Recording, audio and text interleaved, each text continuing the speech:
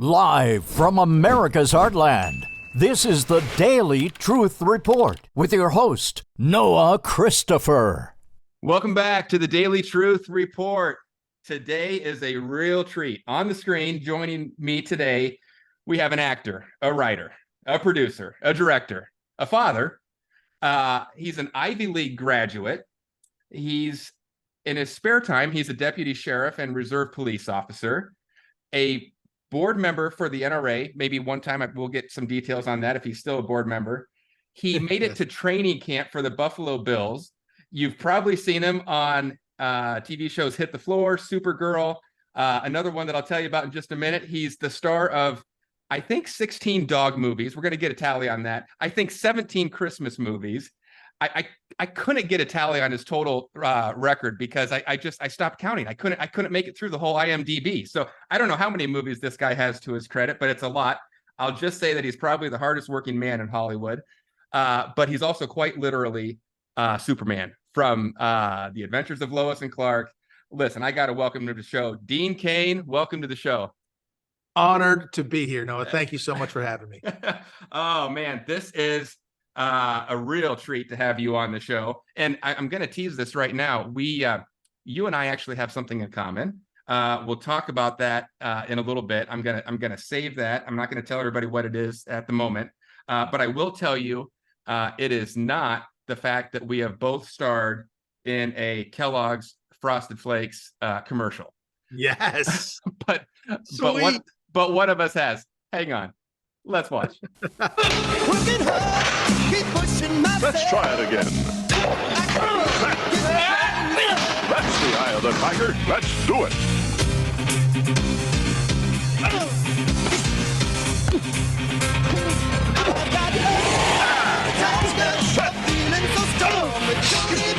When you've had a great game, there's nothing like the great taste of Frosties as part of your nutritious breakfast. Kellogg's Frosties. Did that come through okay? Oh yeah. I know that one well. Of course, that was for the UK, so they call them Frosties instead of Frosted Flakes. But I captained I went to college at Princeton, but I played football, of course, but I also captained the volleyball team. A kid from Malibu, California. I knew how to play beach volleyball and six-man volleyball quite a bit. So that was a real deal. So that was a lot of fun. That was great. Incredible, Dean. Goose and Maverick shorts. I like those shorts. I think Goose and Maverick were jealous of that scene. That was pretty good.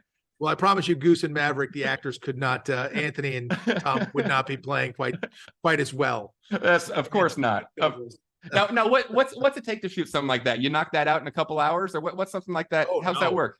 That was probably a couple days. One day was inside for the practice stuff, and another whole day at the beach. Wow. Because when you're shooting a commercial, the clients are so specific about every little bit. We probably did half a day or 3/4 of a day inside playing. They also have to shoot the milk going into the Frosted Flakes and all that sort of stuff, and that's its own little thing. So it's at least a couple days, and it's very. I mean, there's nothing by accident. They check every little thing for sure. Incredible. Well, that's amazing, Dean. I got to say, it is on one level, it's surreal to have you here because I'm going to date myself a little bit here, but man, I grew up watching you on Sunday nights. I got to say, in my head, it was 7:00 p.m. on Superman on ABC, and this was it had to be mid-90s, and this was before like every weekend there was a new superhero movie out. You were America's superhero. You were Superman for 4 years. And now I get to chat with you. This is kind of crazy. It's cool for me. I appreciate being here and chatting with you. The hard part is that when you started watching as a child, Lois and Clark in the late 90s, 97 we started. No, 93. So mid to the late. That's right. So 93 we started. So when you were watching that as a child, I was already 27, 28, 29 years old. So I don't want to do the math, but I'm getting up there now. Well, you still look great, and you're still doing a ton of stuff. I mean, I put some of it in your bio, but man, you don't rest very much, do you? I like to work. The idle hands are the devil's workshop. And so if I'm busy, I'm not causing trouble. I just like to work. And in this day and age, you have to have a lot of different streams and different things you're doing. So I write, produce, direct, I act, I work with video game companies. I work with Genesis Gold, all these other things. So I try to do a ton of different things to stay busy, but it's the same thing I've always done. I did it when I was in college. In fact, when I was playing football and I was really, really busy, that's when I was at my most productive. So my dad has a saying, if you want something done, ask a busy person to get it done and it'll get done. Oh, I love that. That's so true. All right. Well, I got to ask you one more thing before we move on from Superman. I got to ask, I have to admit, I'd kind of forgotten how the show ended, but I did some research for the show. It kind of ends with the cliffhanger. So everything's getting rebooted now. When are we going to get you and Terry Hatcher back together and reboot this thing? Man, I'd love to see that happen because we had a really non-ending of an ending. And what happened was we were scheduled to shoot season 5. And in between season 4 and season 5, and I had nothing to do with this, but Terry got pregnant. And so she had a difficult, it was forecasted to be a very difficult pregnancy, and she was going to be having to be bedridden for a long time. So they really just decided that it wasn't worth it. They didn't want to shoot it with just her maybe be in bed and here and there talk to her. So there was a two-hander or three-hander show. And so they just didn't want to do that. And so that was the end. So it ended in a really, really weird way, which it's a bummer for me and for fans of the show, because I would have liked to have had some sort of way to wrap it all up. But we didn't get that opportunity. If somehow they presented that opportunity, I would jump at it. All right. Well, there you go, everybody. You heard it here first. So we have to get the word out. I'd love to see that. I'd love to see a reboot. Well, Dean, I in doing some research for this too, I didn't realize there was another show. We only had 3 channels growing up, back in the 90s. We didn't have cable. And so, it's ABC, CBS, and NBC and NBC. Right. And then later we got Fox. But I realized you were on another show that we used to watch on Sunday nights. You were on Life Goes On, weren't you? Life Goes On was my first guest starring role ever, and I played a Hawaiian kid, Kimo Watanabe. And so I had to do all kinds of native Hawaiian dances and surfing and stuff, which I did anyway. Surfing and all that stuff was great. I grew up in Malibu, and I'm part Japanese, so I'm actually Hapa Haole, as they would say, or just Hapa in the island. So I look like a lot of the people who were in Hawaii. So and I got tan as could be, and I was out there surfing. I would paddle out surfing with some of the guys who were the group that was teaching me to dance and all the Hawaiian dances and things. I'd paddle out and people would be like, "Hey, brah," I'm like, "No, straight mainlander. I'm not a Hawaiian." But they were nice to me because you can get, you go surf in the wrong areas in Hawaii, you can get thumped a little bit. So you got to be respectful to the locals. But I was accepted by that group, and a lot of fun. Life Goes On was great. And what a great place to have my first guest starring role. I was nervous as all get out, but it was really a lot of fun. Oh, that's great. That's great. And then of course, Superman, the big breakout role. A couple quick hits, and then I want to talk a little politics with you too, because you are really you're probably one of the few Ivy League graduates and Hollywood people that we get along with around here. So I want to talk. I want to find out how that works. But first, a couple quick hits. I also realized I guess I had forgotten this, but love Frasier. I believe you were Santa on Frasier in one episode. Yes, I was. And and the thing is that Perry Gilpin's character liked me as Santa, but not like me. Yes. So she had a thing for Santa. And one of the funniest lines was one of her friends was teasing her and goes, "Oh my gosh, you're a ho ho ho." Just so funny, Jane. So funny. So great. Great show. Obviously one of the greatest characters ever in the history of television. So honored to have been on that show for a minute. Hey, speaking of reboots, it looks like they're rebooting that. So, there great. You go. There you go. What about, now I have not seen this one. I was watching some clips, Hit the Floor. That was a fun one. Tell me a little bit about that. Hit the Floor was wonderful. We had a great time on the show. I played a professional basketball coach, and being a professional athlete, I'm very familiar with a lot of those folks. I have great friends who were professional basketball players, and I spent a lot of time around them, and certainly as football players. And it's kind of that, if you're a professional athlete, there's sort of a group. It's like being an actor. If you know a bunch of the actors, you just you're in the group. And the same thing with professional sports and owners and stuff. I knew lots of people in that world. So it was great fun to be able to play. I love sports. So it was great fun to be able to play a character who was involved in sports and around sports and be a coach. But it was great because one of the best actresses I know, Kimberly Elise, played my ex, but didn't tell me that when we broke up, that she was pregnant and we had a daughter. Well, I didn't realize it was our daughter until she was on the dance team for the team that I coached. And then it got very soap opera-y all in there, but really beautiful girls, beautiful young girls, just incredible athletes, dancers who were sort of hit the floor. It was more about the girls dancing than it was about the basketball players and stuff. But it was in that world where money and sports and bad behavior and stuff like that. So it was a great fun, sort of very soapy show to shoot. And I enjoyed the heck out of that show. I wish it would have gone for 10 years, but it didn't. Went for about 3 or 4 years. I don't know.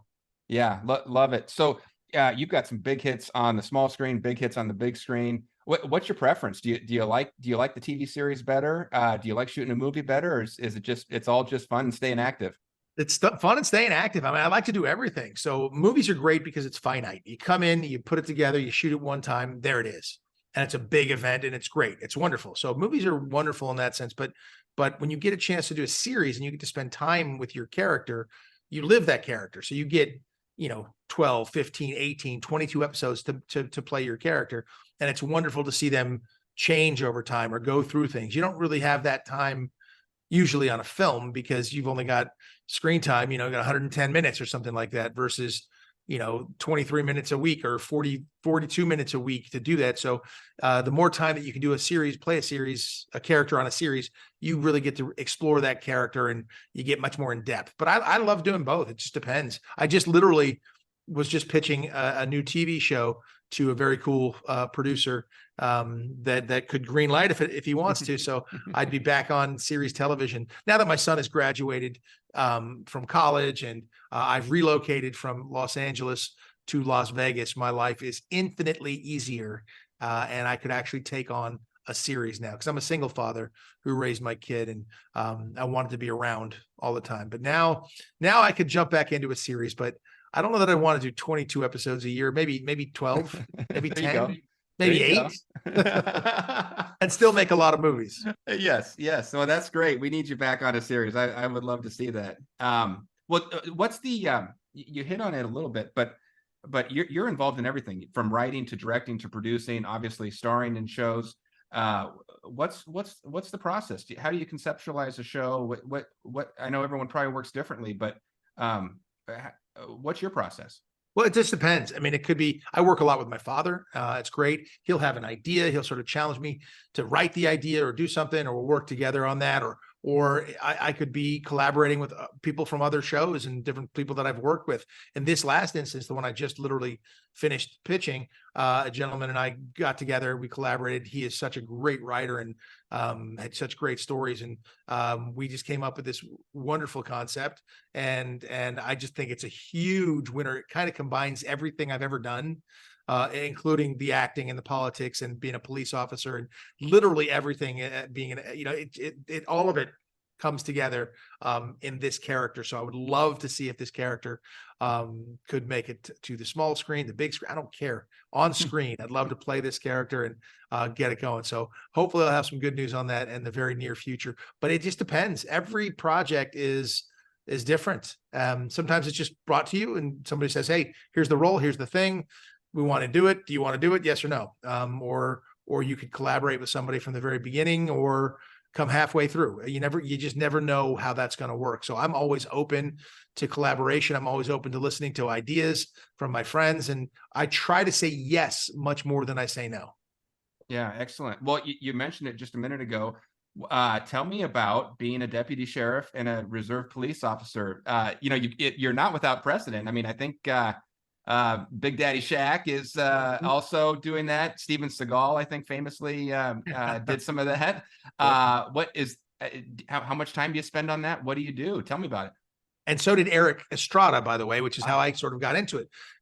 Eric became a deputy sheriff where I actually served many years before me. And obviously he played John Poncherello, Ponch in Chips, and he has a great relationship with law enforcement, and he was able to go ahead and turn that into something that he did. So it's the same foundation that Eric works with. And what happened with me is was watching the defund the police movement maybe 6-7 years ago, whatever it was. And I just thought, this is insanity. When I was raised as a child, I was raised that, like, don't talk to strangers except for policemen and women, because they're good people and they're there to protect you. And that's how it should be. I mean, these men and women, and I know so many I do a lot of things to support our military, including I was in Iraq in 2005. I was in the middle of a war, and I'll go do anything for our troops. I've been to more bases and places and talk to more people and thank them, and more charities and things, because I know I'm a history guy. I studied history, and I know how important having a strong military is. And I know as a regular citizen, how important it is to have law and order on the streets. So the idea of defunding the police was insane. Now, not every single police officer is the most wonderful individual in the world, and that's just the way it is. You take a football team, and I'm going to show you a couple people who might be considered bad apples. That's just what happens.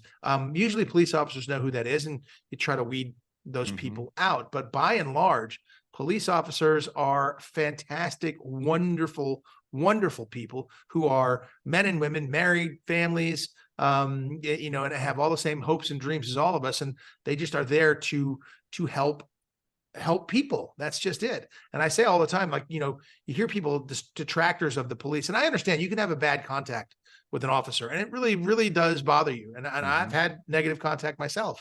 But there are channels for that. And putting a report in is a big deal for an officer to have a negative report put in about them. I mean, if it happened to me, I could very quickly lose my badge. So you want to have the best interactions you can. At least I hope to have that. Sometimes it goes negative, and I'm sorry when that happens to people, but there's recourse. And I say there's people who will badmouth the police, and you'll hear them say it. But I promise you, when their life is in danger and they need a hero, they will pick up the phone, they'll call 911, and officers will respond to help save their life. That's the job of an officer. They run to gunfire. They are there to secure the peace and law and order. And it's hugely important. It couldn't be any more important than what we see going on with the crime and such in our cities right now. It's insanity, and our police need all the support they can get. And it's why I put on the blue, and that's why I am a sworn deputy sheriff and reserve police officer. No, that's incredible. Great story. I love that. Well, kudos to you. That's tremendous.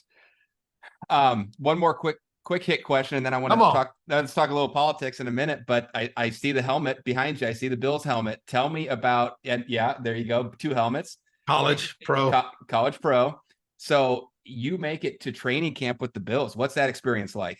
That was amazing. So, every high school player wants to play in college. Every college player wants to play in the NFL, but the numbers just are so tiny. And there's a lot of talented college football players who could get a shot at the NFL, but if you're not one of the top echelon people, you don't get a shot. Fortunately, I broke a couple NCAA records.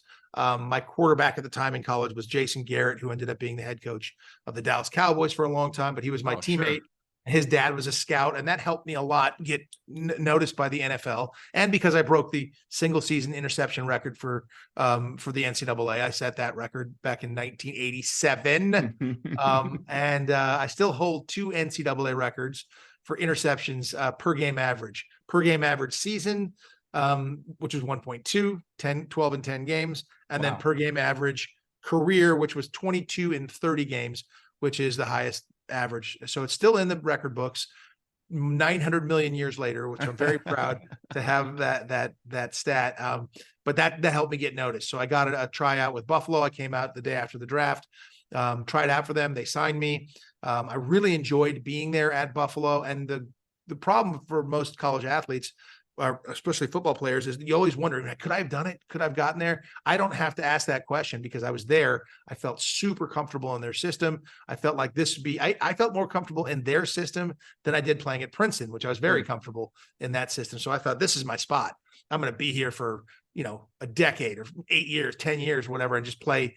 It's going to be wonderful. And then I was injured, and I didn't think it was that bad an injury, but when they went in and looked at it, I realized there's a business to the NFL. And because I was injured and had to have surgery and was a lowly free agent, that I was going to sort of be overlooked and passed over. And unfortunately, when we had the surgery, they went in, they found more trouble in that knee and cleaned it out. called it a career-ending injury, and I had to retire, unfortunately, which is a bummer. But I got to go back a few times and see games at Buffalo, and still remain friends with a lot of the folks there.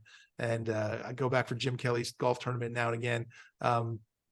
It's just great fun, and to me, it sort of feels like part of my family in a sense. The fact that I was able to get there, be part of that brotherhood, just even for the few weeks that I was there, it's something that I hold near and dear. And but it answered the question to me. You know, I believe that I would have had a very nice career there. I don't have to wonder about it for the rest of my life. And I get to be not injury free. I had 6 surgeries as a result of playing football, but that's relatively injury free in that sport. Yeah, absolutely. And I guess things ended up okay for you afterwards. Yeah, you know, as Marv Levy was our head coach, and he liked to say, one of the things he said in one of the meetings, which I thought was great fun. He's like, "It's damn tough to be a Buffalo Bill. It's damn tough. Hell, we cut Superman." I was like, "Oh, that's good. That's good." God bless him. I think he's 96 now, 93 years old. Sharp as a tack. Wonderful, wonderful man. Great coach. And I wish I could have played for him for longer than several weeks. Yeah. Oh, incredible stories. You've lived many lifetimes. This is this is good stuff.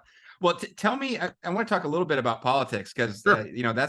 that's a lot of what we do, and I think politics is just it's everybody deals with that every day. It's the country we live in, and This is the thing I say about politics, and I say it to everybody when people ask me why do I talk politics and things like that. And I honestly caution young actors from doing that, because you can alienate people for sure. But I've gotten to a place in my life where I felt that it was sort of my civic duty. And the thing that I say about politics is, you may not be interested in politics, but I promise you, politics are interested in you. And they're going to affect your life and the decisions you make, how your children are educated, the cost of living, whether or not you can be armed, defend yourself, et cetera, et cetera. So politics are hugely important in everyone's lives. I wish it wasn't the case, but unfortunately, it's the world we live in right now. So I think talking politics is part of my civic duty. yeah, that's great. And if we get to a place which we're dangerously close to right now, where one side can't even voice their opinion, that's a very dangerous place. And that's not the country that we have. We have a country where more speech is better, more ideas debated are better. And so and we need good people to speak out. We need good teachers to speak out, good doctors, lawyers, good actors, good people on NFL teams, right? We need good people to speak out. And we may not all agree with everything everybody says, but you should be able to say an opinion, and then we can all talk about it. And I love that that's what you do. I guess I didn't put in your bio, frequently on Newsmax, frequently on Fox News, and so we love seeing you on those hits when you're on those doing interviews or guest hosting. So But I also guest host. I guest hosted the Today Show. Yes. I've been on CNN tons. I will go on anybody's network and have the conversation about some of these things, but they don't invite me back on CNN very often, and I don't want to be in New York so badly, so I don't want to. No offense to New York, but it's I prefer a little bit wide open spaces, and I love being home. I'm a homebody. Yeah, excellent. But I'll go on any show and discuss these things with people, whether they agree with me or not. I think I agree with you. More talk, more conversations, more discussions, more speech is the answer, not less, and not shutting people down. Well, you've hit a point in your career. I think you just said a minute ago where you're fairly established. Has speaking your mind, and it's not like you're some kind of radical. You just will answer a question, right? But has that hurt you in Hollywood? Have you lost jobs over it? Is it something that you've noticed, or do you think you're a little bit more established and it wouldn't affect someone like you at this point? I think it affects me, of course. I don't see it because in Hollywood you have a bunch of cowards out there making decisions who wouldn't say something like that. Well, it's first of all, discriminating against somebody for their political beliefs is supposed to be illegal. Yeah, you're not supposed to be able to do that. But in Hollywood, how do you say F you in Hollywood? Trust me.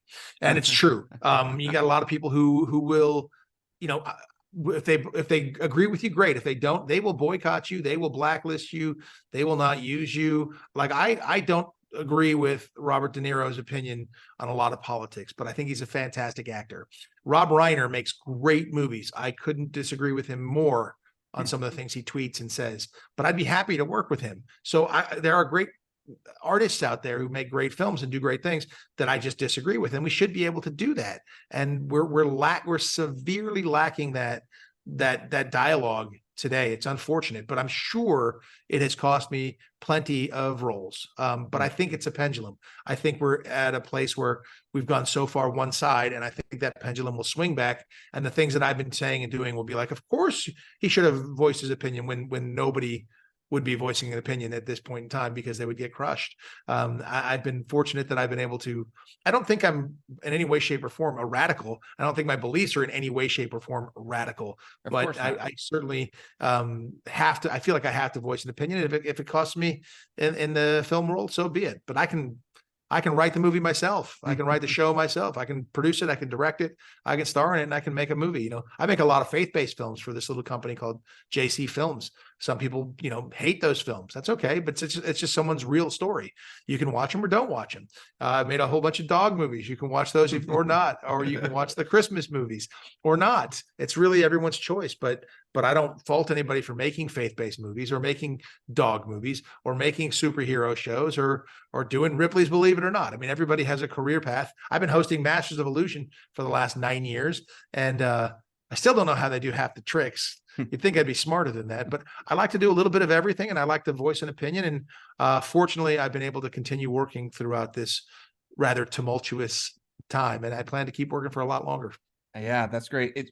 You definitely get the impression from the outside looking in that most, the vast majority of Hollywood is very far left, very, you know, maybe that's the radical side. Is that as someone who has been on the inside of many of those circles, is that reality, or are there more people who maybe secretly have some more traditional values, some conservative values, and they just don't speak out as much? What have you found, without naming names, of course?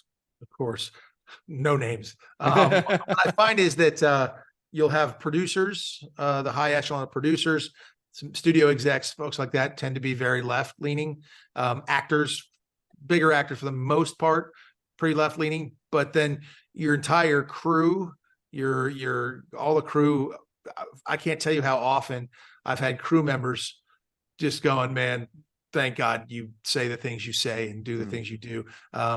You get it. So I think, but they have to keep their mouth shut because they said something, then they get booted, but they feel comfortable telling me. Or I can't tell you how many times actors have come to me and say, listen, I'm thinking about getting a firearm, and I just don't want to say anything around, these people here. And then I know you're well versed in them, and you're an officer, and you're on the board of directors for the NRA. I'd love to be able to. And I said, yeah, great. Here's some great places you can go. Here's some great people who can instruct you on how to safely use your firearm, and et cetera, et cetera, et cetera. And you can get the training you need and be comfortable with a weapon, and blah, blah, blah, blah, blah. And so I get it.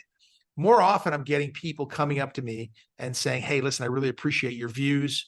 I get it on airplanes when I'm flying, flight attendants, people just saying thank you for speaking out. But I almost never, on Twitter, of course, I get attacked left, right, center, but almost never in person do I hear anything like that. Nothing. Because I'm a very respectful person. I would never attack you for your views. I would say I disagree with you, and we can happily disagree, but never the sort of vitriol and awful things you see online. It's just unbelievable what people get away with online. I go back to the Mike Tyson quote. Social media has made everybody way too comfortable because they never get punched in the face. That's right. And it's true.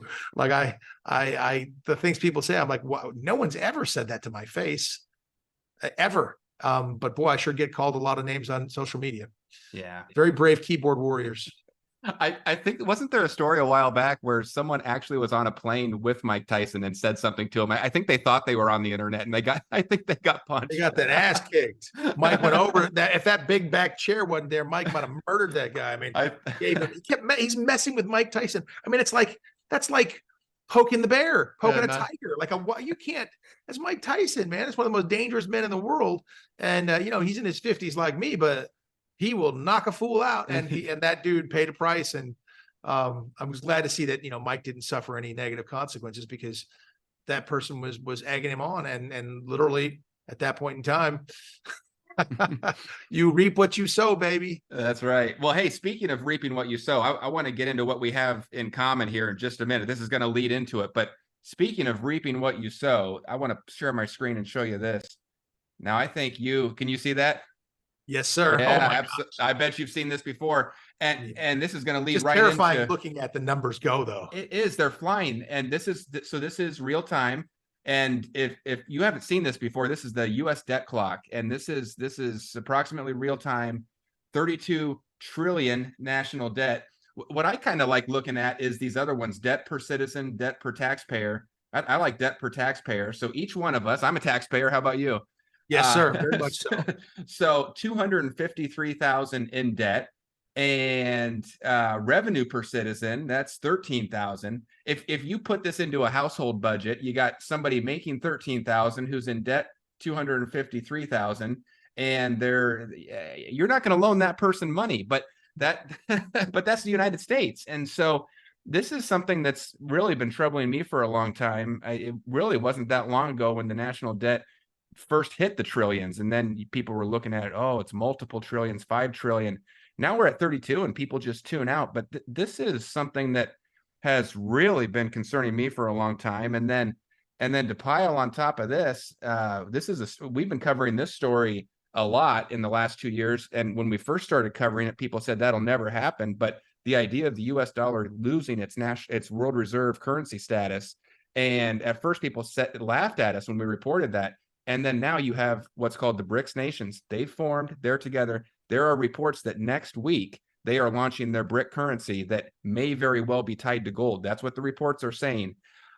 So this is something I know you and I share, and it's one of the reasons we're putting this interview together, because I've been a big fan of gold and silver, but gold for a long time.